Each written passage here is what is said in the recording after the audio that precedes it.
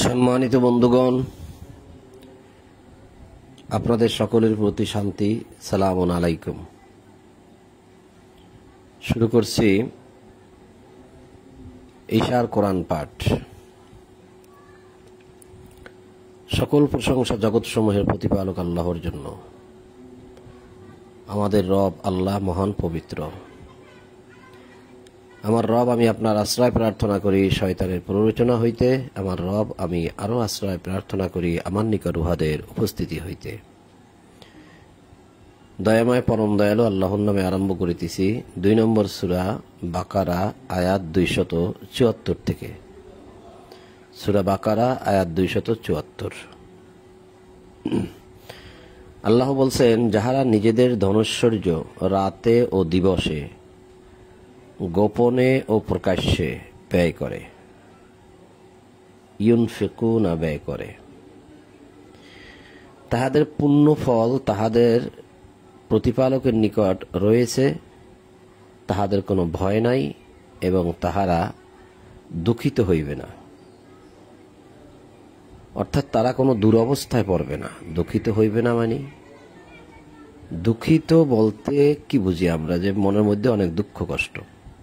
দুঃখিত, আমি খুব দুঃখী মানুষ, মানে হয়তো টাকা পয়সা পাচ্ছি না ঠিক মতো, খাওয়া দাওয়া পাচ্ছি না ঠিক মতো। এটাকে আচ্ছা একটু ওয়েট, কে আসছে একটু দরজাটা খুলে দিতে হচ্ছে। কেউ নাই বাসায় আজকে?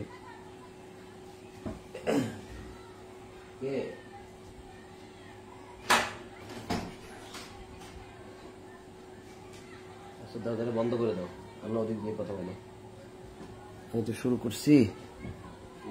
হ্যাঁ শুরু করছি, ওদিক দিয়ে কথা বলো। আচ্ছা যাও গা, থাক খোলা থাক। সরি, পড়ার মধ্যে একটু ব্যাঘাত ঘটলো। বাসার সবাই একটু বেড়াইতে গেছে, কাছে নিচে কেউ ছিল না, দরজাটা খোলার জন্য আমাকে উঠতে হলো। তো আমরা এই যে কথাটা বললাম যে দুঃখিত, তাহারা দুঃখিত হইবে না। তো দুঃখিত বলতে এই যে যেটা বললাম, যে হয়তো আমরা মনে করি যে আমি খুব দুঃখী মানুষ, আমি খুব দুঃখী মানুষ। কিভাবে দুঃখী মানুষ? এই যেমন আমার খাওয়া পড়া নাই, কম আছে, অথবা এই ছেলে পেলে নাই, এটা একটা দুঃখের বিষয়, বা আমার স্ত্রী নাই, আমি দুঃখী মানুষ। বিভিন্ন দিক দিয়ে মানুষ বেঁচে আছে কিন্তু সে দুঃখী। এটাকেই তো আমরা দুঃখিত বুঝি, কিন্তু আসলে কি তাই? যারা জাহান্নামে যাবে তারা কি দুঃখিত? ওই দুঃখিত আর এই দুঃখিত তো আমার কাছে একরকম মনে হয় না। ওইটা অর্থাৎ দুরবস্থায় পড়া। তারা কোনো হতাশাগ্রস্ত হবে না, তারা কোনো দুরবস্থায় পড়বে না, দুঃখ দুর্দশা থাকবে না তাদের মনের মধ্যে কিছুই। এই সমস্ত বিষয় আমার কাছে মনে হয় এটা, যে যাহারা নিজেদের ধনৈশ্বর্য রাতে দিবসে গোপনে প্রকাশ্যে ব্যয় করে, তাহাদের পুণ্যফল তাহাদের প্রতিপালকের নিকট রয়েছে, তাহাদের কোনো ভয় নাই এবং তাহারা দুরবস্থায় পড়বে না, বিপদগ্রস্ত হবে না। এরকম ভাবে মনে হয়েছে আমার কাছে। এখন সম্পদ, আল্লাযীনা ইউনফিকুনা আমওয়ালাহুম বিল-লাইলি ওয়ান-নাহারি সিররান ওয়া আলানিয়াতান ফালাহুম আজরুহুম ইনদা রাব্বিহিম ওয়ালা খাউফুন আলাইহিম ওয়ালা হুম ইয়াহজানুন। এই যে আমওয়ালাহুম, যে যারা তাদের সম্পদ, আল্লাযীনা ইউনফিকুনা ব্যয় করে, আমওয়ালাহুম তাদের মাল সম্পদ, বিল-লাইলি ওয়ান-নাহারে রাত্রে দিবসে, সিররান ওয়া আলানিয়াতান গোপনে প্রকাশ্যে, সে দেখিয়ে দিক আর গোপনে গোপনে দিক। এখন এটা দেওয়ার বিষয়টা যে আসছে, এটা কোথায় দিবে, কার কাছে দিবে? এখন একটা মানুষ একটা গ্রামের মধ্যে অভাবী আছে, এখন তাকে আপনিও দিতেছেন, আমিও দিতেছি, সবাই দিতেছে গোপনে গোপনে, প্রকাশ্যে প্রকাশ্যে। বিষয়টা কি তাই? তাহলে তো সে, এটা তো অভাব থাকার কথা না। কিন্তু এভাবে যদি মানুষকে দেয় মানুষ, তাতে সে তো কোনোদিন বলবে না যে আমার আর লাগবে না, আমার যথেষ্ট হয়েছে। তাহলে কি এই তাকে দেওয়ার জন্য ইমামের হাতে বা রাসূলের হাতে কি দিয়ে আসতে হবে? অর্থাৎ নিজের সম্পদ নিজে যাইয়া যা পারলাম তা যাইয়া দিয়ে আসলাম ইমামের হাতে। আর একটা আছে যে তার উপার্জনের একটা অংশ যাইয়া দিয়ে আসলাম ইমামের হাতে। সেটা হোক রাতে দিলাম, হোক দিনে দিলাম, হোক গোপনে, হোক প্রকাশ্যে দিলাম, মোট কথা দিলাম মানুষের কল্যাণের জন্য। তা আল্লাহ বলতেছেন যদি এরকম ভাবে মানুষ দেয় তাহলে সে কোনো দুরবস্থায় পড়বে না, তার কোনো ভয় নাই। ভয় নাই বলতে সে জাহান্নামে যাবে এমন কোনো ভয় নাই। তাহলে দেখা যাচ্ছে সম্পদের বিনিময়ে কিন্তু আপনি জান্নাতটা পেয়ে যাচ্ছেন, সম্পদ ব্যয়ের মাধ্যমেই। আর যারা সম্পদ ব্যয় করে তাদের দ্বারা কিন্তু সেরকম অপরাধ আর হয় না। তা 274 এ কথা বলার পরে আল্লাহ 275 বললেন যে আল্লাযীনা ইয়াকুলুনা আর-রিবা লা ইয়াকুমুনা ইল্লা কামা ইয়াকুমুল্লাযী ইয়াতাখাত্তাবাহু শাইতান মিনাল মাসসি। যারা সুদ খায়, এখানে কিন্তু ইয়াকুলুনা বলা হয়েছে, ইয়াকুলুনা মানে খায়, তাহারা সেই ব্যক্তির ন্যায় দাঁড়াইবে। এখানে বলা হয়েছে ইয়াকুলুনা রিবা, রিবা খায়। তো রিবা নিয়ে অনেক প্রশ্ন আছে যে রিবার অর্থ কি, রিবা আরবি শব্দ, বাংলা অর্থ কি হবে। এখন বাংলায় তো এখানে লিখে দিয়েছে সুদ, সুদ ফার্সি শব্দ, আর বাংলায় যদি এর অর্থ হয় তাহলে লাভ, যারা লাভ খায়, টাকা পয়সা দিয়ে যারা লাভ খায়, তো ওইটাই সুদ। যেহেতু ফার্সি শব্দটা আমাদের দেশে প্রচলিত হয়েছে, আমরা কিন্তু ওইটাই ব্যবহার করি। যেমন অনেক ফার্সি শব্দ আমরা ব্যবহার করি, রোজা ফার্সি শব্দ, মুসলমান শব্দটা ফার্সি শব্দ, আরবিতে বলা হয়েছে মুসলিম, নামাজ ফার্সি শব্দ, ইত্যাদি ইত্যাদি অনেক ফার্সি শব্দ আমাদের সমাজে প্রতিষ্ঠিত হয়ে গেছে। যেহেতু পার্সিয়ানরা এসে এগুলো আমাদেরকে এখানে বলা বলি করছে, শিখাইছে, তারা প্রচার করেছে, সেগুলো এখানে রয়ে গেছে। তারা এখানে সুদ বলছে, আমরা ওই সুদ আমাদের সমাজে রয়ে গেছে। এটা যদি আপনি বাংলা আসতে চান তাহলে এটা লাভ, যারা লাভ খায়। তো লাভটা কিভাবে খায়? টাকা পয়সা দিয়ে টাকা পয়সা খায়। এটা আমার সহজ বুঝ। আপনি ব্যবসা করে যে টাকা পয়সা লাভ খাচ্ছেন সেই লাভের কথা এখানে বলা হয় নাই। আল্লাহ বলছে যারা সুদ খায় তাহারা সেই ব্যক্তির নিয়ে দাঁড়াইবে যাহাকে শয়তান স্পর্শ দ্বারা পাগল করে।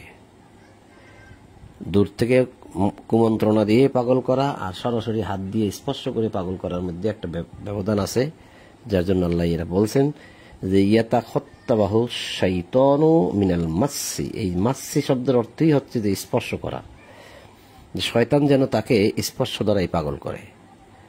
তো এই সমাজে সুদের ব্যবসা আছে, মানুষ খায়, টাকা পয়সা দিয়ে মানুষকে মানুষ ঠেকিয়ে নেয়, কেউ ঠেকে গেলে তাই টাকা পয়সা নেয়। আমার কাছে এইটাই মনে হয়েছে। এরপর আল্লাহ বলছেন যে ইহা এই জন্য যে তাহারা বলে ক্রয় বিক্রয় তো সুদের মতোই। আমরা যে লাভ খাচ্ছি, তাহলে আপনারা যে ব্যবসা বাণিজ্য করে লাভ করতেছেন, দুটোটা এক সুদের মতো না? তারা এই কথাও বলে যে আমরাই শুধু লাভ খাই, আপনার 10 টাকা মাল এনে 12 টাকা বিক্রি করতেছেন না, আপনার 2 টাকা লাভ করতেছেন না। এরকম ভাবে একটা উদাহরণ দেয়, সেটা আল্লাহ জবাব দিয়ে দিলেন যে তাহারা বলে ক্রয় বিক্রয় তো সুদের মতোই। অথচ আল্লাহ ক্রয় বিক্রয়কে হালাল করেছেন, অর্থাৎ ব্যবসা করাকে হালাল করেছেন, আর সুদকে হারাম করেছেন। সুদ তাহলে হারাম।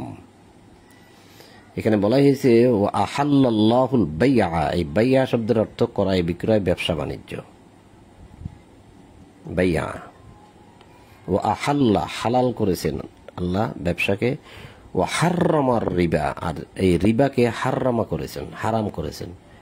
এত বড় কথা বলার পরেও কি মানুষ যদি সে মুসলমান হয়, মুসলিম হয়, তাহলে সে কি সুদ খেতে পারে, নিতে পারে?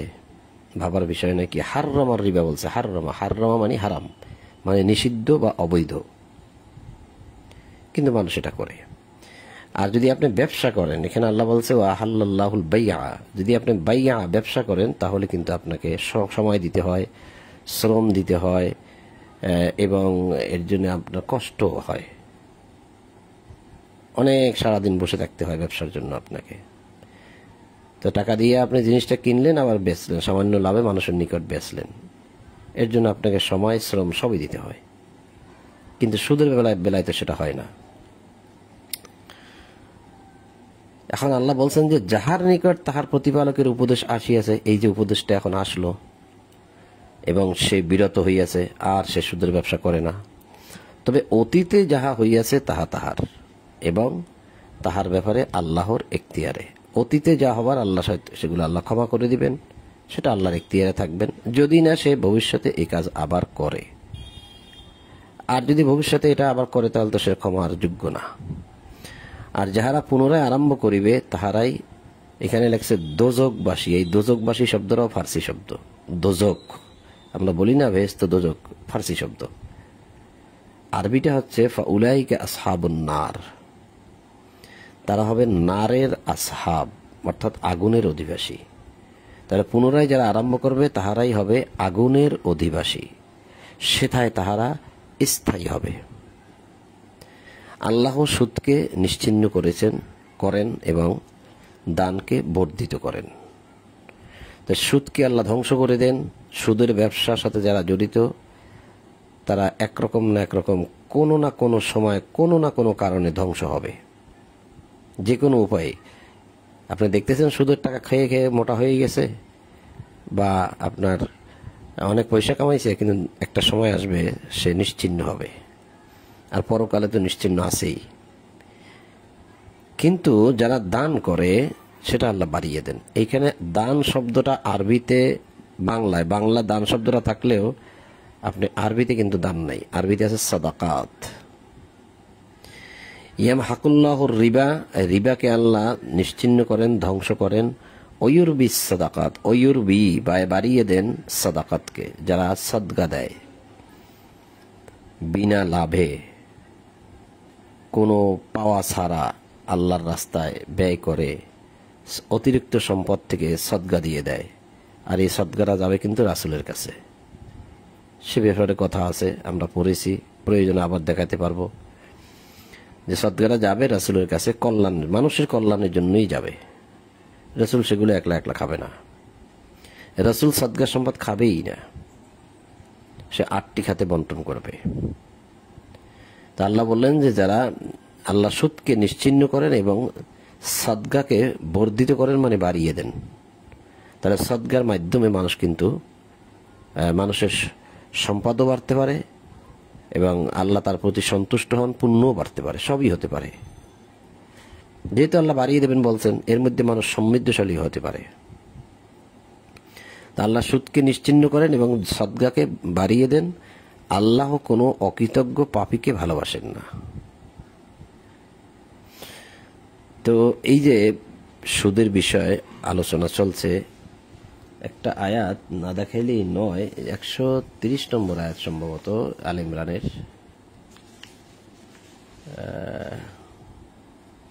এই যে 130 নম্বর আয়াত আল ইমরান। এখানে আল্লাহ আল ইমরান 130, যে হে বিশ্বাসীগণ, তোমরা সুদ খাইও না, ক্রমবর্ধমান, এবং আল্লাহকে ভয় করো, যাহাতে তোমরা সফল কাম হইতে পারো। আচ্ছা বলুন তো, এটা কাকে ডাক দিছে আল্লাহ? কাফের, মুশরিক, অবিশ্বাসী, অমুসলিম, তাদেরকে। শুরুটা কি লাগছে? বাংলা অনুবাদে লাগছে হে মুমিনগণ, হে মুমিনগণ।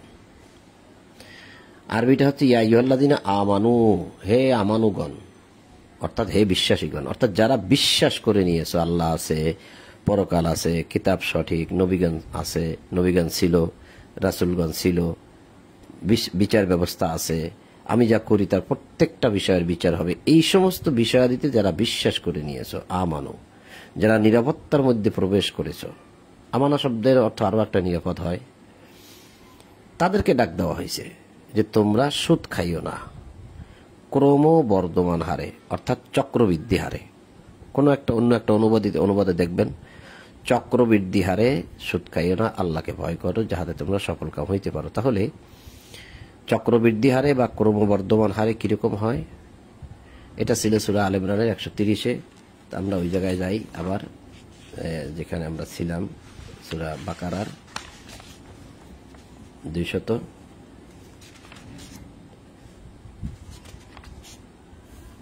চক্রবৃদ্ধি হারে বা ক্রমবৃদ্ধি হারে যেটা আমি বুঝি, যে আপনাকে আমি 1000 টাকা ধার দিলাম, হাওলাত দিলাম, মানে কিভাবে আপনি বিপদে পড়ে গেলেন, চলতে পারতেছেন না, খাওয়া দাওয়া নেই, টাকা পয়সা নেই, আসলেন আপনি আমার কাছে।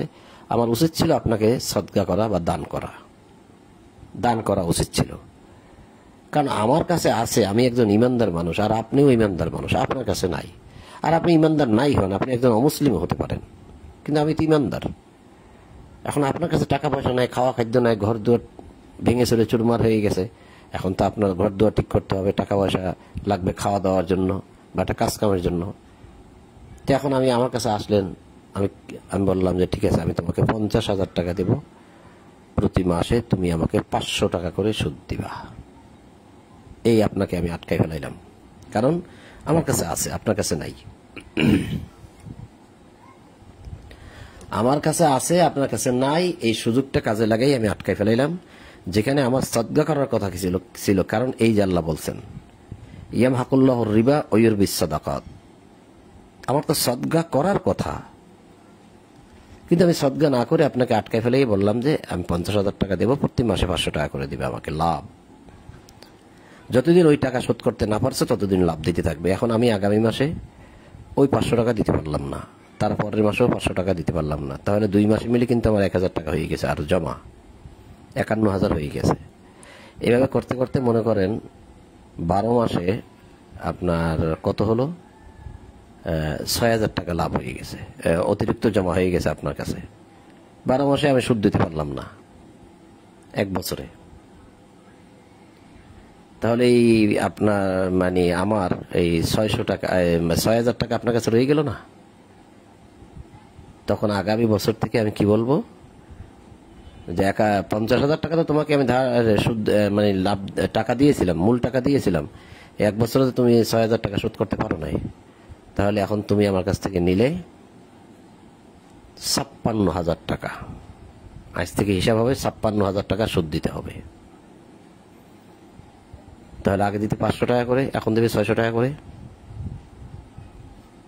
অর্থাৎ সুদের টাকার সুদ দিতে হবে। এটাকে বর্ধিত হারে বা ক্রমবর্ধমান হারে বা চক্রবৃদ্ধি হারে এরকম ভাবে আমার কাছে বুঝে আসছে যে তোমরা এটা করো না। আল্লাহ ডাক দিছে কিন্তু ইমানদারকে, যে ইমানদার, তুমি যদি ইমানদার হয়ে থাকো তাহলে তুমি এটা করো না, আগে করেছো এটা ছেড়ে দাও, কিন্তু মানুষ ছাড়ে না। তো সূরা আল ইমরানের 130 থেকে আমরা দেখলাম যে চক্রবৃদ্ধি হারেও সুদ খাওয়া নিষেধ, কোনো মতেই খাওয়া নিষেধ, এভাবে খাওয়া নিষেধ। এখানে আল্লাহ বলছে আল্লাহ সুদকে হারাম করেছেন, আল্লাহ সুদকে হারাম করেছেন। এই যে হারামার রিবা, আল্লাহ সুদকে হারাম করেছেন, খেবে না তোমরা, তারপরেও মানুষ এটা করে। তো এখন সুদের ব্যবসা, সুদের কারবার, এগুলাকে আল্লাহ হারাম করেছেন, সরাসরি বলতে হারামার রিবা হারাম করেছেন। এটাকে বাদ দিয়ে বরং কি করতে হবে, সদগার প্রচলন ঘটাইতে হবে। আপনার কাছে অতিরিক্ত সম্পদ আছে, আপনি সদগা দিবেন, যদি আপনি আল্লাহকে ভালোবাসেন, আল্লাহর সন্তুষ্টির জন্য, তাহলে আর মানুষের মধ্যে কোনো কষ্ট থাকবে না, মানুষের মধ্যে একটা ব্যালেন্স তৈরি হয়ে যাবে। আপনার কাছে লাখ লাখ কোটি কোটি টাকা আছে, আমার কাছে নাই, তা আপনি যদি আমাকে কিছু একটা দেন, তা দিয়ে কিন্তু আমি চলতে পারি, ব্যবসা বাণিজ্য করতে পারি। এটাই আল্লাহ চাইছেন, আমার কাছে মনে হয়েছে যে সদগা ওই বিশ্বদাকাত, তোমরা সদগা দিবে। তো সদগার সাথে আছে জাকাত, সেটাও আল্লাহ আসবে। এখন এই সুদের মধ্যেই এই যে সুদ, এই যে রিবা, এই যে রিবা, এই রিবার মধ্যে, সুদের মধ্যে সদগার কথাও বললেন আল্লাহ, এখন জাকাতের কথাও বলবেন। অর্থাৎ তোমরা এগুলো করো, ওটা করো না। এই যে আল্লাহ বলছে এখন 277-এ, নিশ্চয়ই যারা ঈমান আনে সৎ কাজ করে, যারা ঈমান আনে সৎকর্ম করে, ঈমান আনে ভালো কাজ করে, আমলে সলে করে, ওয়ামিলিস সলিহাত, এই যে ওয়ামিলিস সলিহাত, ইন্নাল্লাযিনা আমানু ওয়ামিলিস সলিহাত ওয়া আকামুস সালাতা ওয়া আতাউজ যাকাতা, সালাতকে প্রতিষ্ঠা করে, জাকাত প্রদান করে, অর্থাৎ পরিশুদ্ধতামূলক প্রদেয় প্রদান করে, পরিশুদ্ধ হওয়ার জন্য অর্থ ব্যয় করে। লাহুম আজরুহুম ইনদা রাব্বিহিম, তাদের রবের কাছে তাদের আজরুহুম, উজুরা, পারিশ্রমিক, পুরস্কার, প্রতিদান রয়েছে। কাদের জন্য? এই যারা আমলে সলেহাত করে, আমলে সলে করে, সালাত প্রতিষ্ঠা করে, জাকাত দেয়, তাদের জন্য রয়েছে পুরস্কার। ওয়ালা খাউফুন আলাইহিম, তাদের কোনো ভয় নেই, ওয়ালা হুম ইয়াহজানুন, তারা কোনো দুঃখ দুর্দশায় বা হতাশাগ্রস্ত হবে না, তারা কোনো বিপদগ্রস্ত হবে না, কোনো অবস্থাতেই তারা কোনো বিপদগ্রস্ত হবে না। তো এটা আমরা কিছুক্ষণ আগে, দুরবস্থায় তারা পড়বে না, এটাও আমরা কিছুক্ষণ আগে বলছিলাম। তাহলে এখানে আমরা দেখলাম রিবা, সাদাকাত, জাকাত একই সাথে, একই সুতায়, একই মালায় গাথা, যদিও অনেকে বিষয়টা বোঝেন না বা বোঝার চেষ্টাও করেন না। এখানে বারবার সুদের কথা বলা হচ্ছে, আর সেই সুদের জায়গায় কিন্তু আল্লাহ সদগার কথা বলছে, যদি ওটা না করে বরং তুমি সদগা দিয়ে দাও। এর প্রতিদান তোমার মানুষের কাছ থেকে নিতে হবে না, প্রতিদান আমি দেব। ওয়ুরবি, বাড়াইয়ে দেব আমি, এই সদগার বিনিময়ে আমি তোমাকে বাড়িয়ে দেব। আর নিয়মিত যে কাজটা সেটা হচ্ছে বিশ্বাসের বাস্তবায়ন করতে হবে আমিল সলি দ্বারা, ভালো কাজ দ্বারা। ইন্নাল্লাযিনা আমানু, যারা বিশ্বাস করে নিয়েছে, ও আমিলুস সলিহাত, সৎ কাজ করেছে, সৎ কাজ করে, অর্থাৎ এই বিশ্বাসের বাস্তবায়নটাই করেছে সৎ কাজ দ্বারা। তাহলে কি করতে হবে? তাকে সালাত প্রতিষ্ঠা করতে হবে। ওয়াকামুস সালাতা, সালাতকে, আল্লাহর যাবতীয় আইন বিধানকে নিজের মধ্যে, ফ্যামিলির মধ্যে, সমাজের মধ্যে প্রতিষ্ঠা করতে হবে।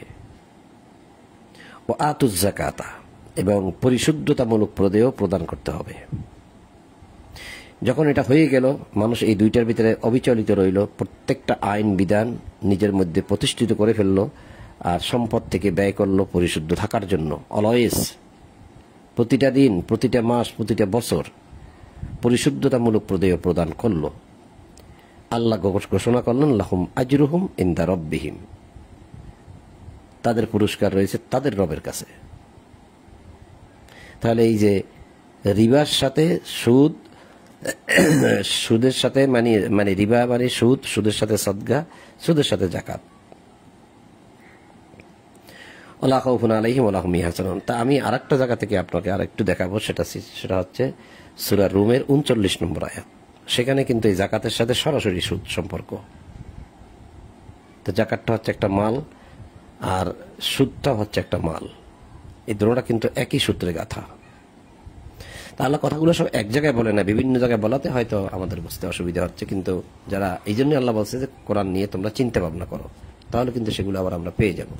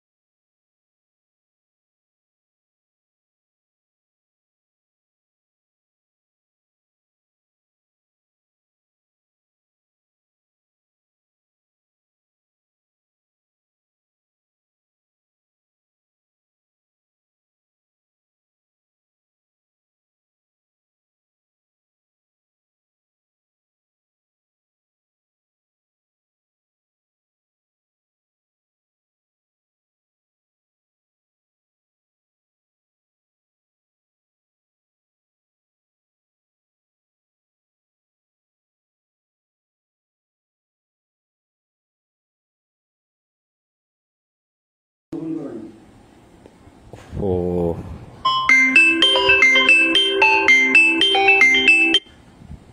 Thank you. কি ওপেন হয় না? ওপেন হয়েছে তো, এখন ওপেন করে দিছি তো, সাউন্ড হয়েছে। আচ্ছা আচ্ছা আচ্ছা, ওই একটু সাউন্ডটা বন্ধ করছিলাম যে কোনো কারণে, মাঝে মধ্যে একটু,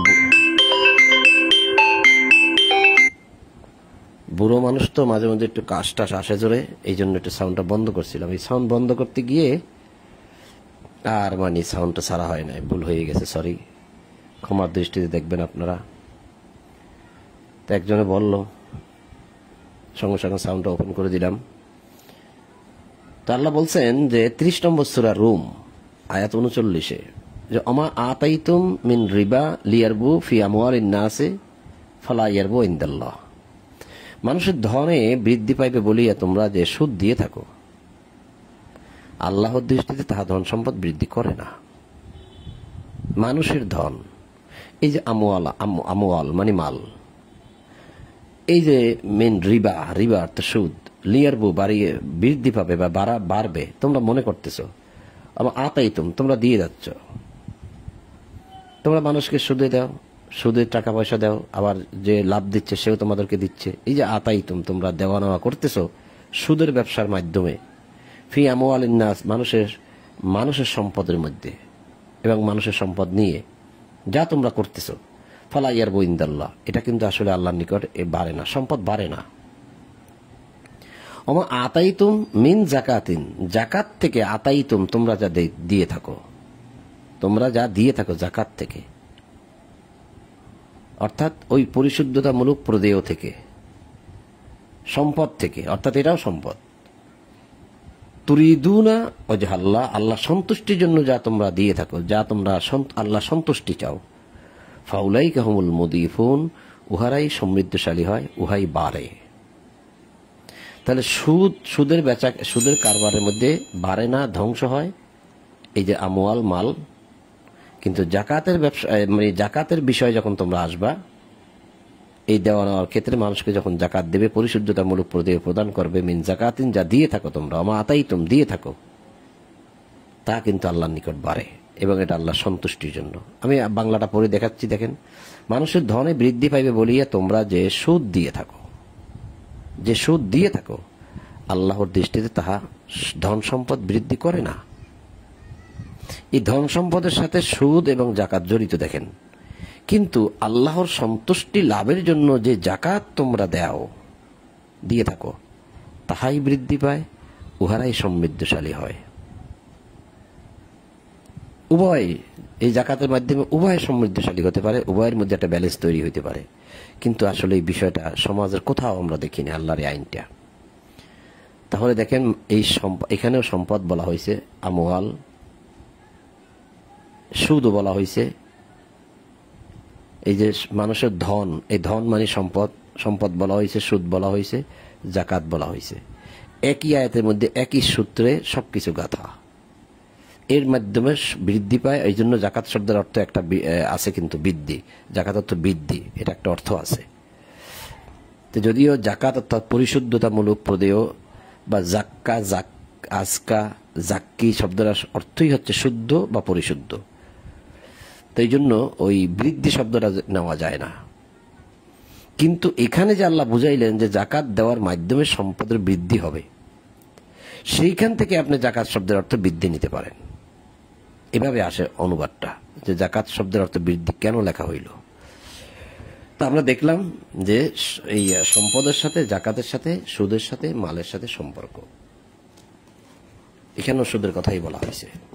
আমরা পূর্বে ফিরে যাই। আজকে মনে হয় বেশি একটা পাঠ করতে পারলাম না, সময় তো প্রায় একদম শেষের পথে, না আচ্ছা অর্ধেক হয়েছে, সময় তো আছে এখন কিছু। এখান থেকে গিয়েছিলাম, এখানে আল্লাহ বলছে সম্পদ ব্যয়ের কথা। যারা নিজেদের সম্পদ, ধনৈশ্বর্য মানে সম্পদ, এখানে বলেছে আমওয়াল, মাল, ইউনফিকুনা ব্যয়, লাইল নাহার, রাত্রে দিনে, সিররব আলানিয়াতান, এখানে বলছে গোপনে প্রকাশ্যে ব্যয়ের কথা। ফালাহুম আজরুহুম ইনদা রাব্বিহিম, তাদের রবের নিকট তাদের পুরস্কার রয়েছে। তাহলে সম্পদ ব্যয়ের বিষয়টা আসতেছে সামনে। আপনার সম্পদ আছে, আপনি ব্যয় করবেন, যার বিনিময়ে আপনার জান্নাত। এই যে বলছে লাহুম আজরুহুম ইনদা রাব্বিহিম, তাদের কোনো ভয় নাই, তাদের পুরস্কার রয়েছে তাদের রবের কাছে। লা খাউফুন আলাইহিম, তাদের কোনো ভয় নাই, এবং তারা দুঃখ দুর্দশায় পড়বে না। তাহলে এখানে আপনাকে সম্পদ ব্যয় করতে হবে। সেটা না করে যারা ইয়াকুলুনা রিবা, সুদ খায়, সম্পদ ব্যয় না করে প্রচুর টাকা পয়সা জমা হয়েছে তার হাতে, এখন সে এটা নিয়ে ব্যবসা করে, সুদের ব্যবসা করে, এটা যারা করে, ইয়াকুমুনা ইল্লা কামা ইয়াকুমুল্লাযী ইয়াতাখাত্তাবাহু শাইতানু মিনাল মাসসি, শয়তান যেন তাকে একদম স্পর্শ করে পাগল করে দিল। সেটাই আল্লাহ বলছে, যালিকা বিআন্নাহুম ক্বালু ইন্নামাল বাইউ মিসলুর রিবা, তারা বলে যে আমরা যে সুদের টাকা পয়সা নিচ্ছি, লাভ নিচ্ছি, এটা তো ব্যবসার মতো। আল্লাহ বলছে যে না, ওয়া আহাল্লাল্লাহুল বাই'a, আল্লাহ ব্যবসাকে হালাল করেছেন আর সুদকে হারাম করেছেন। ওয়া হাররামার রিবা, রিবাকে হারাম করেছেন। তাহলে আপনার আমার কথা ছিল সম্পদ ব্যয় করা, কিন্তু না করে আমরা সুদের ব্যবসা শুরু করে দিছি, যেটা আল্লাহর দৃষ্টিতে হারাম। হাররামার রিবা বলছে আল্লাহ। তাহলে আমাদের এই দিকে ফিরে আসতে হবে, বিষয়গুলো বুঝতে হবে। তারপরে এগুলো আমি পড়ে গেছি, তারপর সংক্ষেপে একটু টাচ দিচ্ছি আবার। এখানে আল্লাহ বলছে ইয়ামহাকুল্লাহুর রিবা, আল্লাহ সুদকে ধ্বংস করে দেন, নিশ্চিহ্ন করে দেন। ওয়ুরবি সাদাকাত, এবং যারা সদকা দেয় এই সদকার মাধ্যমে তাদের সবকিছুকে আল্লাহ বাড়িয়ে দেন।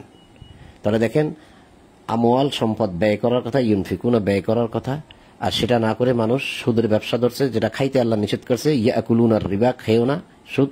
যারা খায় তাদের শয়তান পাগল করে। আবার বলছে আল্লাহ যে সুদের সাথে সদকা, যে তোমরা সদকা দিবে তাতে বাড়বে, তোমরা সুদ খাবে না। বিষয়টা এই আয়াতের ভাবার্থ কিন্তু এরকম। কারণ আল্লাহ বলছে আল্লাহ ব্যবসাকে না, যারা সুদ, আল্লাহ সুদকে নিশ্চিহ্ন করে দেন আর সদকাকে বাড়িয়ে দেন। এটা বুঝলাম আমরা। এর সাথেই আবার এখন জাকাত, এই যে জাকাত, তাহলে সম্পদ ব্যয় করা এবং সুদ খাওয়া এবং সদকা দেওয়া এবং জাকাত প্রদান করা একই সূত্রে গাথা, একই সাথে। তো এই বিষয়টা খুঁটিয়ে খুঁটিয়ে দেখলে এবং এই বিষয়টা বোঝার জন্য আপনাকে অনেক সময় ব্যয় করতে হবে, এবং কিছু আরবির জ্ঞান থাকলে আরো ভালো। পুরোপুরি না থাকলেও হবে, মোটামুটি থাকলেও বোঝা যায় বিষয়টা। তারপরে আপনি গিয়ে বুঝতে পারতেছেন। আর এই বাংলা অনুবাদ আমি একবার পড়ে গেলাম, আর মনে রাখলাম না কোথায় কোন আয়াত আছে তাও জানি না। বললে পরে বলে ভাই ভাই কোন আয়াত কোন আয়াত কোন আয়াত। যদি এরকমই অবস্থা হয় আমাদের, তাহলে বোঝা, আপনি বলতে পারবেন না যে আমি সব বুঝে গেলাম। অনেক ঘাটতি আছে। এই ঘাটতির কারণে মানুষ কিন্তু অনেক কিছু বোঝে না। একটা কথা বললে বলে ভাই এটা কোন আয়াত আছে, কোন জায়গায় আয়াত নম্বরটা বলেন। তখন আয়াত নম্বরটা বলা হয়, তখন দেখলে শুধু ওই আয়াতটাই দেখে। ওই আয়াতটা দেখে তো আপনার সব বুঝতেছেন না। পুরো চ্যাপ্টারটা আপনাকে একসাথে পড়তে হবে। তা আল্লাহ সুদকে মোট কথা হারাম করেছেন, আর সম্পদকে ব্যয় করতে বলেছেন, সদকা প্রদান করতে বলছেন, ওয়ুরবি সাদাকাত, এবং দিতে বলছেন আতুজ যাকাত। এই দেখেন সব একই সাথে। আবার সুদের কথা রয়ে গেছে, এখনো থাকবে। তার মানে সুদের মধ্যেই জাকাত। এই জাকাতটা কিন্তু সম্পদের সাথে জড়িত। আপনারা হয়তো অনেকেই বলবেন যে না, এটা সম্পদের সাথে জড়িত না। হ্যাঁ, জড়িত। আমি দেখাই দিলাম তো এখানে, আর দেখালাম 30 নম্বর সূরা রুমের 39 নম্বর আয়াতে সরাসরি, যে তোমরা যে মানুষের সম্পদের মধ্যে যে সুদ দিয়ে থাকো তা বাড়ে না, বরং যে আল্লাহ সন্তুষ্টির জন্য যে জাকাত দাও সেটা বাড়ে। ওখানে মাল আছে। আবার জাকাত শব্দের অর্থ আরেক জায়গায় আছে, আপনার 92 নম্বর সূরা লাইলের 18 নম্বর আয়াতে বলছে যে আল্লাযী ইউতি মালাহু ইয়াতাযাক্কা। ওই জাক্কা আর মাল একই সাথে। মালাহু ইয়াতাযাক্কা, যে তার মাল ব্যয় করে জাক্কার জন্য, মানে পরিশুদ্ধির জন্য, আত্মশুদ্ধির জন্য। দেখেন মালের সাথে জাকাতের সম্পর্ক। এর পরেও অনেক ভাই বলেন যে মালের সাথে সম্পদের, টাকা পয়সা কোনো সম্পর্ক নাই। কিভাবে বলেন আল্লাহ জানে।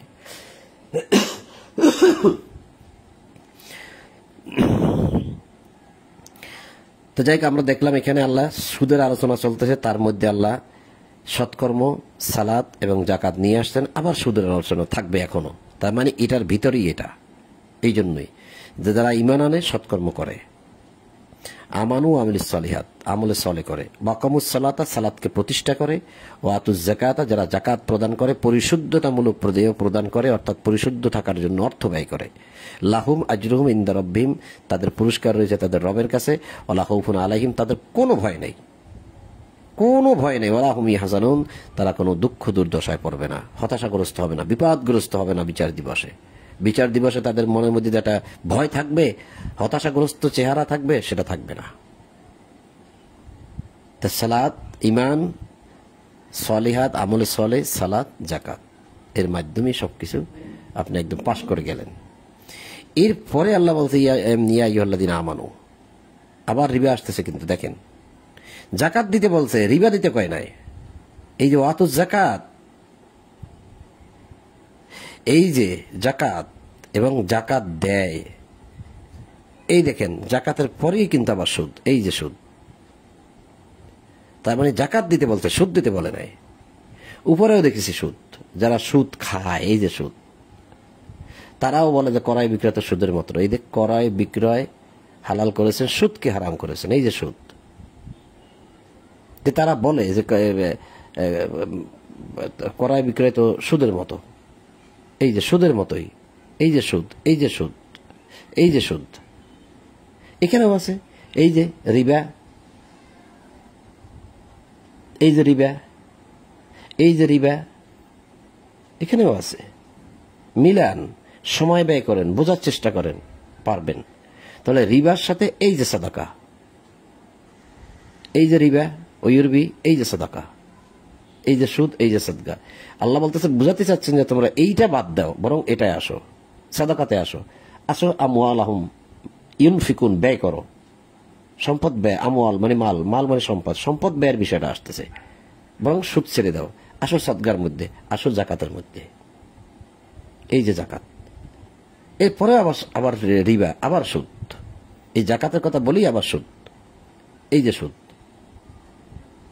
আল্লাহ বলছেন যে হে বিশ্বাসীগণ, তোমরা আল্লাহকে ভয় করো। যদি আল্লাহর ভয় থাকে তাহলে কিন্তু আর সুদ নেওয়া যায় না, এবং সুদের বকেয়া যাহা আছে তাহা ছাড়িয়ে দাও যদি তোমরা মুমিন হও। সুদের বকেয়া, এই যে আপনি মানে সে সুদ দিতে পারলো না, মানে এই যে আপনি 50,000 টাকা দিয়েছেন তাকে, আর সে লাভ দিতে পারলো না, এটা বকেয়া পড়ে গেছে, ওটা তোমরা ছেড়ে দাও। মূলটা তোমার কাছে থাকবে, তুমি যেটা হাওলাত দিছে তাকে সেটা থাকবে, সেটা তুমি পাবে।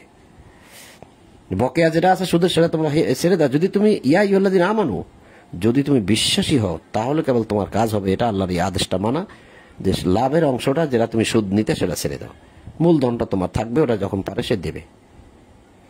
কথা বোঝা গেল কিনা ভাবেন। এখন মূলধন নিয়ে যে 50,000 টাকা আপনি তাকে দিয়েছিলেন, সেটা নিয়ে কথা আছে এখন সামনে, দেখেন এখন পাবেন।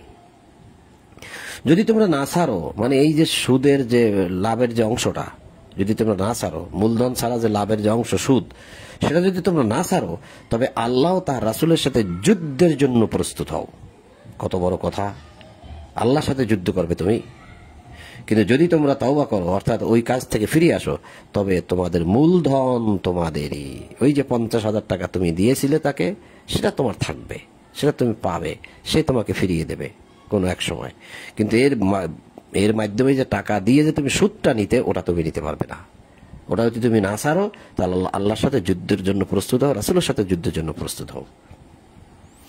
ইহাতে তোমরা অত্যাচার করিবে না এবং অত্যাচারিত হইবে না। অর্থাৎ যদি তুমি সুদের বকেয়াটা ছেড়ে দাও, মূলধনটা তোমার থাকবে। এই মূলধন তোমার যদি থাকে, তাহলে তোমার লাভও হলো না, ক্ষতিও হলো না, লসও হলো না। না তুমি কাউকে অত্যাচারিত করলে, বা তুমি না নিজে অত্যাচারিত হলে। আল্লাহর কথাটা কত সুন্দর, ইহাতে তোমরা অত্যাচার করবে না। মানুষের প্রতি আর অত্যাচার করা হলো না। আপনার টাকা দিয়েছিলেন ধার, সে ধারটা আপনি নিয়ে নেবেন, আবার সমান সমান আপনার টাকা আপনার রয়ে গেল, এবং অত্যাচারিত হইবে না। অর্থাৎ এই 50,000 টাকা থেকে আপনার তো ক্ষয় হচ্ছে না, সেটা তাকে দিচ্ছেন, সেটা আপনি ফেরত নিতে পারবেন, হোক 50,000, হোক 10,000, হোক 1 লাখ। এটা আল্লাহ বুঝাচ্ছেন যে যারা ঈমান আনছে তাদেরকে, আর যারা ঈমান আনে নাই তারা এটা যা ইচ্ছে তাই করতে পারে। তো ফাইল্লাম তাফআলু ফাআযানু বিহারবিম মিনাল্লাহি ওয়া রাসূলিহি, যদি তোমরা না ছাড়ো, সুদের বকেয়া না ছাড়ো, তাহলে আল্লাহ এবং আল্লাহ রাসূলের সাথে যুদ্ধের জন্য প্রস্তুত হও। ওয়াইন তুবতুম ফালাকুম রুউসু আমওয়ালিকুম, যদি তোমাদের এই ফিরে আসো তোমরা সেটা থেকে, তাহলে তোমাদের মূলধন যেটা, সেটা তোমাদেরই থাকবে। লা তাজলিমুন ওয়া লা তুজলামুন, না তুমি ক্ষতিগ্রস্ত হবে, না তারা ক্ষতিগ্রস্ত হবে, না তুমি কারো প্রতি জুলুম করলে, না তারাও জুলুমের শিকার হলো। এটা থাকবে তোমাদের মাথার উপরেই। রুউসু। এখন সেই যে সম্পদ মানে এই যে মূলধন যেটা, এখন এ বিষয়ে কথা আসবে সামনে। দেখেন, মূলধন তো আপনি ফিরিয়ে পাবেন, আপনি তো এখন আর নিচ্ছেন না। কি নিচ্ছেন না? লাভ নিচ্ছেন না। এই মূলধন নিয়ে আল্লাহ কথা বলতেছেন। কি বলতেছেন সেটা খেয়াল করি আমরা। 280 নম্বর আয়াত, যদি খাতক অভাবগ্রস্ত হয়, যাকে আপনি 50,000 টাকা ধার দিয়েছেন, সে যদি অভাবগ্রস্ত হয়, তবে সচ্ছলতা পর্যন্ত তাহাকে অবকাশ দেওয়া বিধিও। যতদিন তার সে টাকাটা সে ফিরিয়ে দেওয়ার মতো একটা অবস্থায় না আসে, এতদিন পর্যন্ত অপেক্ষা করা ভালো। তার সচ্ছলতা আসতে হবে। তো তাকে চাপ দিয়ে প্রেশার ক্রিয়েট করে টাকা আপনি কিভাবে পাবেন? তাকে তো টাকা পয়সা নাই। তার সচ্ছলতা ফিরিয়ে আসুক, তারপরে আপনি তার কাছে টাকাটা পাবেন। সচ্ছলতা ফিরিয়ে পর্যন্ত তাহাকে অবকাশ দেওয়া বিধিও। আর যদি তোমরা সারিয়া দাও, এই যে আসতেছে, সারিয়া দাও, তবে উহা তোমাদের জন্য কল্যাণকর, যদি তোমরা জানতে যে কি পরিমাণ কল্যাণ তোমার হবে। ওই 50,000 টাকাও সে দিতে পারতেছে না, বলছে সারিয়ে দাও। নো, এটা সারিয়ে দাও না, এটা হবে না সারিয়ে দেওয়া। এখানে অনুবাদ বলছে সারিয়ে দেওয়া, এক হিসেবে ঠিক আছে কথাটা সারিয়ে দেওয়া, কিন্তু আপনি আরবির দিকে খেয়াল করেন কি বলছে আল্লাহ। ও আনতাসাদ্দাকু, যদি তোমরা ওই 50,000 টাকাই যদি তোমরা সদকা করে দাও, তাকে দান করে দাও, যে ঠিক আছে ভাই তুমি দিতে পারতেছো না, তোমার অবস্থা তো দেখতেছি আমি, আমাকে তো আল্লাহ অনেক দিছে, যাও ওই টাকাটা আমি তোমাকে সদকা করে দিলাম, দান করে দিলাম। খাইরুল লাকুম, তাহলেই হবে তোমাদের জন্য উত্তম কাজ এটা। ইন কুনতুম তাআলামুন, যদি তোমরা জানতে যে এই সদকা করে দেওয়াতে তোমাদের কি পরিমাণ কল্যাণ হয়েছে, আল্লাহ তোমার প্রতি কতটুকু সন্তুষ্ট হয়েছে, তুমি যদি জানতে বিষয়টা, যদি তোমরা জানতে। বোঝা যাচ্ছে কিনা কথাগুলো খেয়াল করেন। যদি খাতক অভাবগ্রস্ত হয়, যাকে আপনি টাকাটা দিয়েছেন সে যদি অভাবগ্রস্ত হয়, তবে সচ্ছলতা পর্যন্ত তাহাকে অবকাশ দেওয়া বিধিও। যতদিন পর্যন্ত সে দিতে না পারে, তার সচ্ছলতা ফিরে না আসে, ততদিন পর্যন্ত আপনি অপেক্ষা করেন। তারপর যখন সে আপনাকে দিয়ে দেয়, আপনি নিয়ে নেবেন। কিন্তু যদি আপনার বিবেচনায় আসে এটা যে না, আমি তাকে এটা সদকা করে দেব, আমি ঈমান এনেছি, আমি আগে জানতাম না, সে আমার কাছে টাকা পাবে, আমি পাবো তার কাছে, কাজেই আমি তাকে ছেড়ে দিলাম, মানে আমি সদকা করে দিলাম তাকে। আনতা সাদ্দাকু, যদি তোমরা সদকা করে দাও, তাহলে এটা আপনার জন্য কল্যাণ হবে। আর যদি আপনি বলেন যে না, আমি সদকা করব না, আমার টাকার দরকার আছে, তাহলে আপনি অপেক্ষা করেন, তাকে সময় দিন, সে টাকা দেবে, লাভের অংশটা আপনি ছেড়েই দিলেন। তাহলে এই যে সদ্দাকু, আর এখানে আমি আপনাদেরকে দেখাইছি সাদাকা, দেখাইছি এই যে সাদাকা, লাভ না করে বরং সদকা করার বিষয়টা আসতেছে। এখানে দেখাইছি জাকাত, আবার এখানে জাকাতের পরেই দেখাইছি আবার রিবা, সুদ। আবার এই আয়াতে ওই সমস্ত বিষয় বলা হয়েছে, যদি তোমরা সে লাভের অংশ না ছাড়ো, মানে সুদের লাভের অংশ না ছাড়ো, তা আল্লাহর সাথে যুদ্ধ করার জন্য প্রস্তুত হও। আর এই দিকে কিন্তু আরো আছে সাদাকা, এগুলা কিন্তু আমি আপনাদেরকে আজকে সকালে পড়াইছি। ইনতুবুদুস সাদাকাত ফানিম মাহিয়া, দেখছেন এখানেও সেই সদকার বিষয়গুলো আসতেছে।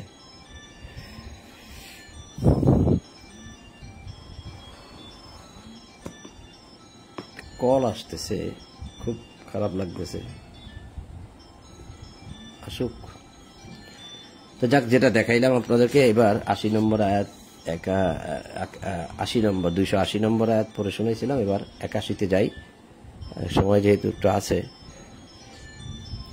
তোমরা সেই দিনকে ভয় করো যেদিন তোমরা আল্লাহর দিকে প্রত্যানীত হইবে, অথবা প্রত্যেককে তাহার কর্মের ফল পুরোপুরি প্রদান করা হইবে।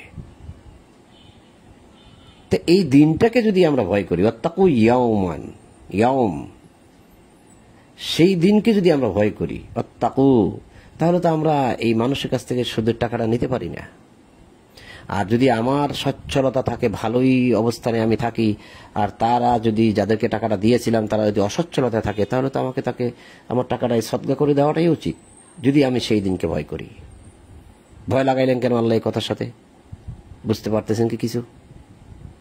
তোমরা সেই দিনকে ভয় করো যেদিন তোমরা আল্লাহর দিকে প্রত্যানীত হবে, সবাই আল্লাহর কাছে ফিরে যাব, অথবা প্রত্যেককে তাহার কর্মের ফল পুরোপুরি প্রদান করা হবে। তাহলে আপনি যদি এটা সদকা করে দেন, তাহলে এটা আপনার একটা কর্ম, এটার ফল আপনি পুরোপুরি পাবেন, এই যে পুরোপুরি দেওয়া হবে। এটাকে যদি আমি বুঝি, তাহলে কিন্তু এটা ছেড়ে দেওয়া উচিত। আমার জানা মতে এক ব্যক্তি করেছে কাজটা, আমার জানা মতে এক ব্যক্তি, সে অনেক টাকা মানুষকে দিয়েছে, কাউকে 10,000, কাউকে 20,000, কাউকে 30,000, কাউকে 50,000 টাকা, এরকম সে কাজটা করতো আগে। সে প্রচলিত ধর্ম ব্যবস্থার মধ্যেই আছিল, আর এই কাজটা করতো, নামাজও পড়তো, জুম্মার নামাজও পড়তো। যখন সে আমার এই যে পড়া, আমার যে লেখা, এই যে কোরআন পাঠ শুনলো, সে প্রতিদিনই শোনা আরম্ভ করলো, শুনতে শুনতে শুনতে শুনতে সে হতভম্ব হয়ে গেল, ভয় পেয়ে গেল। এই আমার লেখা টেখা এগুলো, আমার এই পড়া, এই কোরআন পড়া এগুলো শুনে সে ভয় পেয়ে গেল। আমার সাথে তার সাথে যোগাযোগ হয়েছে। তখন সে কি করলো, যত রকম সুদের টাকা সে সমাজে মানুষের কাছে ছিল, সব টাকাগুলো ছেড়ে দিয়েছে। সবাইকে ফোন করে বলে দিছে, তোমাদের এই টাকাগুলো আমাকে আর দিতে হবে না, সুদও দিতে হবে না, লাভও দিতে হবে না, যা দিয়েছি সব তোমার খরচ করো, যার কাছে যত টাকা আছে সব খরচ করো, আমি 1 টাকাও নেব না ফেরত। তার কিন্তু এখন চলতে কষ্ট হচ্ছে, খুবই কষ্ট হচ্ছে, ওই বেতনের টাকা দিয়ে সে চলতে পারে না, সে সব ছেড়ে দিয়েছে। তা সে যে সব ছেড়ে দিল, সদকা করে দিল, মোটামুটি ভাবে সে চলতে তো পারতেছে, হ্যাঁ, তাকে আমি বলছিলাম যে আপনি সব ছেড়ে দিলেন কেন এক লগে, কিছু কিছু রাখতেন, মূলধনগুলো আপনার তো আছে, আপনার যেগুলো বড় বড় আছে ওগুলো রাখতেন। ভাই জীবনে অনেক তো খাইছি, কিছুটা কষ্ট করি না, কিছুটা ছাড় দেই না, আল্লাহ যেহেতু বলছে, আর কোনো টাইম ফিরে তাকাই নাই। যখন তার ভিতরে বুঝটা আসছে সব ছেড়ে দিয়েছে।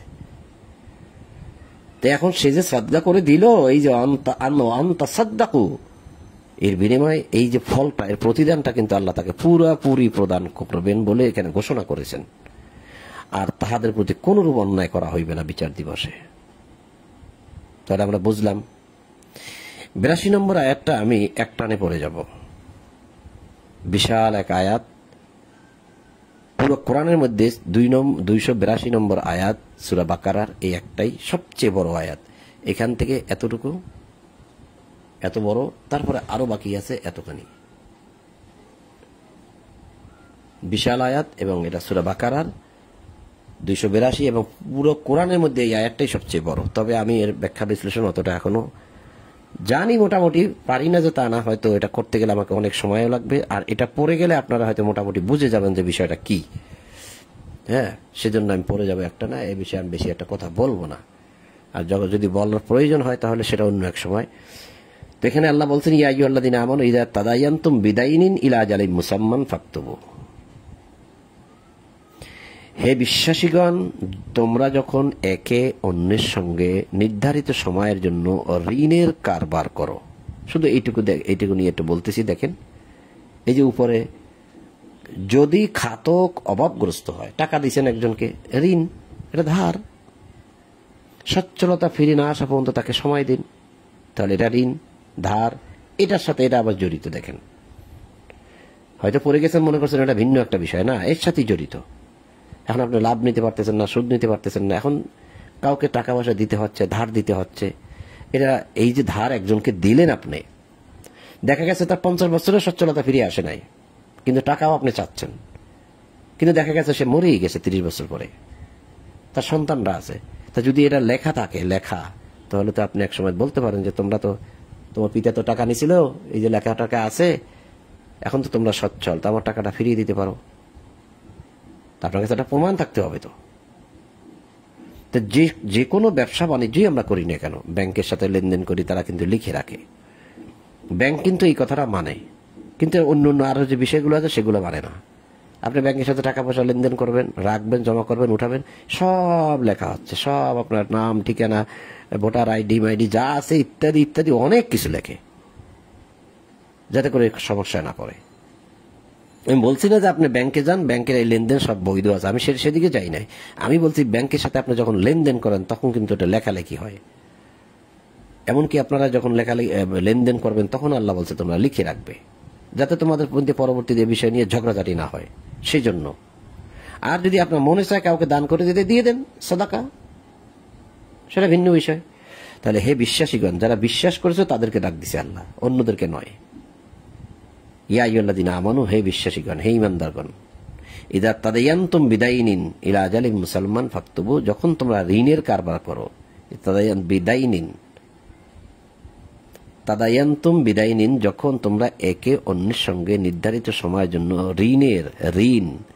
ঋণের কাজ কারবার করো, ধার নেওয়া, দেওয়া নেওয়ার ক্ষেত্রে কাজকাম করো, তখন তোমরা উহা লিখিয়া রাখিও। আল্লাহ লিখে রাখতে বলছে। তোমাদের মধ্যে কোনো লেখক যেন ন্যায়ভাবে লিখিয়া দেয়। লেখক লিখিতে অস্বীকার করিবে না। কেন সেটা বলে দিচ্ছে। যেমন আল্লাহ তাহাকে শিক্ষা দিয়েছেন, সে যে লিখতে পারতেছে আর এই যে আমি পড়তে পারতেছি, এগুলো শিক্ষা দিয়েছেন আল্লাহ। এই জ্ঞান, এই কথা বলার সুযোগ, এই ভাষা প্রকাশ করার সুযোগ সবই তো আল্লাহ দিয়েছেন। তাহলে তাকে যে আল্লাহ জ্ঞান দিয়েছে, সে লিখতে অস্বীকার করবে কেন? যেমন আল্লাহ তাহাকে শিক্ষা দিয়েছেন। সুতরাং সে যেন লেখে এবং ঋণ গ্রহীতা যেন লিখার বিষয়বস্তু বলিয়া দেয়, যে আমরা এভাবে টাকা পয়সাটা নিচ্ছি, আপনি তো লিখে দেন। এবং তাহার প্রতিপালক আল্লাহকে যেন সে ভয় করে, লেখার ক্ষেত্রে যেন উল্টাপুল্টা না করে, আর যে বলে দেবে সেও যেন উল্টাপাল্টা না করে, আর উহার কিছু যেন না কমায়। সে যেরকম ভাবে বলবে সেরকম সে লিখে দেবে। কিন্তু ঋণ গ্রহীতা যদি নির্বোধ অথবা দুর্বল হয়, যে টাকাটা নিচ্ছে, অথবা লেখার বিষয়বস্তু যদি সে বলিয়ে দিতে না পারে, তবে যেন তাহার অভিভাবক ন্যায়ভাবে লেখার বিষয়বস্তু বলিয়া দেয়, আরেকজন যেন সুন্দর করে বলে দেয়। সাক্ষীদের মধ্যে যাহাদের উপর তোমরা রাজি, তাদের মধ্যে 2 জন পুরুষ সাক্ষী রাখিবে। এই যে সে এত টাকা ঋণ গ্রহণ করলো, নিল, একজনে লিখে রাখলো, এই বিষয়টা আবার 2 জন সাক্ষীও রাখিও। যদি 2 জন পুরুষ না থাকে, তবে 1 জন পুরুষ 2 জন মহিলাকে সাক্ষী রাখতে হবে। স্ত্রীলোকদের মধ্যে একজন ভুল করিলে তাহাদের একজন অপরজনকে স্মরণ করাইয়া দেবে। এটা ভবিষ্যতে দরকার হইতে পারে, সেজন্য সাক্ষীগণকে যখন ডাকা হইবে তখন তাহারা যেন অস্বীকার না করে। যা যা ওখানে লেখা আছে, যা যা বলা বলি হয়েছিল, সেগুলো যেন ঠিক মতো বলে, ইহা ছোট হোক অথবা বড় হোক। কিছু কিছু তো বোঝা যাচ্ছে। আমি বলছিলাম যে বেশি কিছু বলবো না আমি এটা নিয়ে, এরকম ভাবে পড়ে যাব, এর মধ্যে যতটুকু বুঝি। মেয়াদ সহ লিখিতে তোমরা কোনো রূপ বিরক্ত বোধ করবে না, বিরক্ত হবে না।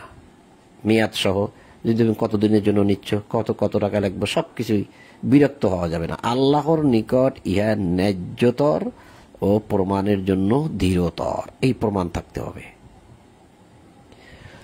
এবং তোমাদের মধ্যে সন্দেহ উদ্বেগ না হওয়ার খুব নিকটতর বিষয়। এটা লেখা আছে, সাক্ষী আছে, আর সন্দেহের কোনো কারণ নেই।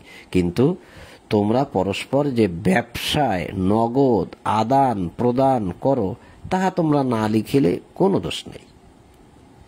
নগদ, আজকে গেলাম 5,000 টাকা দিয়ে 2 বস্তা চাউল কিনে আনলাম দোকানের জন্য, আমি এটা ব্যবসা করতেছি। আজকে গেলাম, আজকে নিয়ে আসলাম আড়ত থেকে, এগুলো নগদ লেনদেন। এর জন্য তোমাদের লেখালেখি করার প্রয়োজন নাও হতে পারে, না লিখলে কোনো দোষ নেই।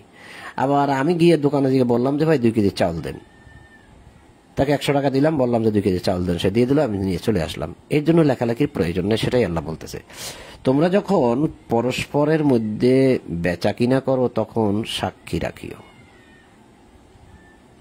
লেখক এবং সাক্ষী যেন ক্ষতিগ্রস্ত না হয়। তোমরা যখন পরস্পরের মধ্যে বেচা কিনা করো, কেনা বেচা করো, কেনা বেচা করার বিষয়টা, এই বিষয়টা কিন্তু আমার কাছে আবার ভাবিয়ে তুললো আমাকে, যে আমরা তো অনেক টাকা পয়সা ব্যবসা বাণিজ্য করি, লেনদেন করি। সামান্য যেটা নগদ, যেটা আদান প্রদান হয়, এখানে আল্লাহ বলছে নগদ। তোমরা যে পরস্পরে যে ব্যবসায় যে নগদ আদান প্রদান করো, তা তোমরা না লিখলে কোনো দোষ নাই, নগদ, একদম নগদ। এখন কিন্তু এখানে আরেকটা কথা আল্লাহ বললেন, যে যখন তোমরা পরস্পরের মধ্যে বেচা কিনা করো, তো এই বেচা কিনাটা কিন্তু মনে হয় আমার কাছে যেটা বুঝে আসতেছে, যে এটা খুব বড় ধরনের লেনদেন। অনেক টাকার মাল নিয়ে ট্রাক ভর্তি করে পাঠাচ্ছি, যদি এর কোনো একটা প্রমাণ আমার কাছে না থাকে, প্রতিমধ্যে যদি কোনো সমস্যা হয়, এই মালটা যে কার কাছ থেকে নিয়েছে, কার মাল, এটা প্রমাণ তো থাকতে হবে। বা সরকার জিজ্ঞেস করলে বা পুলিশ জিজ্ঞেস করলে সেটা তো দেখাইতে হয়। তো এইটা আমার কাছে মনে হচ্ছে যে বড় ধরনের কিছু একটা হবে। তখন তোমরা সাক্ষী রাখিও এবং লিখে রাখিও, লেখক এবং সাক্ষী যেন ক্ষতিগ্রস্ত না হয়।